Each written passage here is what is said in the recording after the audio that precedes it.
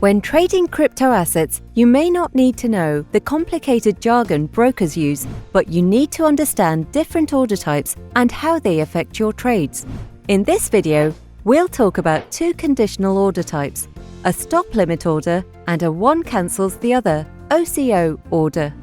A stop limit order is an order to buy or sell a stock that combines the features of a stop order and a limit order. You'll need to enter two prices when setting it up: the stop price and the limit price. A stop price is a specific price set below the last traded price. The limit price is the minimum price you're willing to sell your crypto asset below the stop price.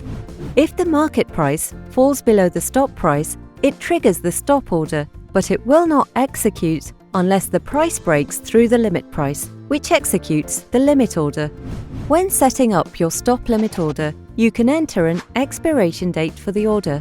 It can be a good till cancelled if you want your order to remain active until you cancel it, or a good till date if you want your stop limit order to be effective until a specific date. Next, we have the one cancels the other (OCO) order. The most common OCO order pair is a stop order with a limit order. When one order executes, the exchange automatically cancels the other order. Traders mostly implement it when they trade a break above resistance or below support.